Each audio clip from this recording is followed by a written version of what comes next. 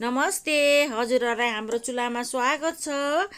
आज चाहिँ मैले म्याङ्गो सेकको रेसिपी लिएर आएको छु।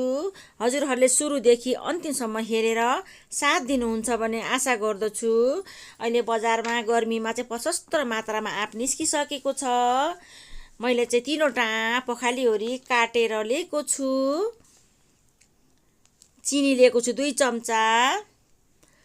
आलमन्ड लिएको छु थोरै, काजु लिएको छु मसिनो काटेको थोरै, पिस्ता पनि थोरै, आवश्यकता अनुसार। दुध 1 कप लिएको छु। हजुरहरुले कति जनालाई बनाउनुहुन्छ त्यही अनुसार लिन सक्नुहुन्छ। अब मिक्सी जार लिसके। अब अघि काटेको हामीले म्याङ्गोलाई राख्नु पर्छ।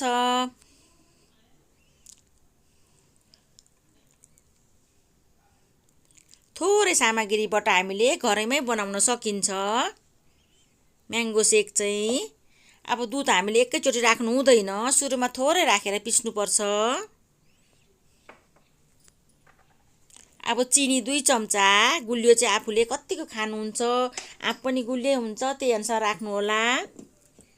अब चाहिँ हामीले पिस्नु पर्छ।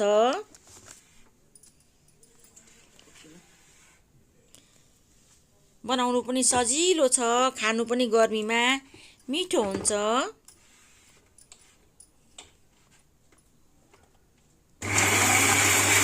मसिनो पारेरै पिस्नुपर्छ। अब आइस क्युब राख्नुपर्छ। आइस क्युब चाहिँ राख्दा झन् ठन्डा ठन्डा मिठो हुन्छ। अब फेरि हामीले चाहिँ पिस्नुपर्छ दुध राखेर। दुध पनि सबै राख्नुपर्छ।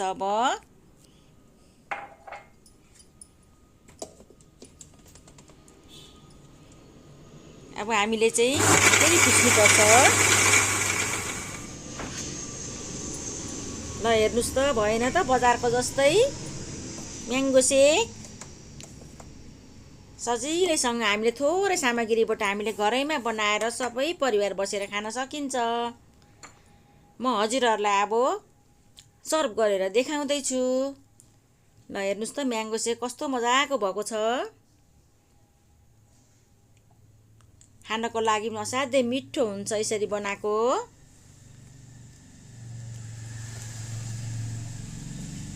अब म हजुरहरुलाई चाहिँ डेकोरेसन गरेर देखाउँदै छु। मसिनो काटेको चाहिँ मैले आलमन्ड राखेँ।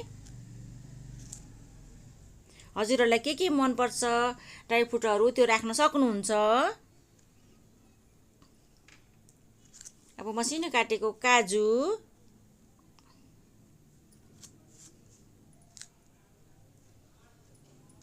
गर्मी धेरै बढेको छ। मसिनो काटेको मैले पिस्ता पनि लिएको छु। हजुरहरुलाई के ड्राई फ्रुट मन पर्छ त्यो राख्न सक्नुहुन्छ। अब हजुरहरुलाई भिडियो कस्तो लाग्छ, मन परेमा लाइक, कमेन्ट, सब्स्क्राइब गरिदिनु होला। साथै फ्यामिलीहरुसँग शेयर गर्नु नभुल्नु होला। हजुरको दिन सुखमय बितोस्। धन्यवाद।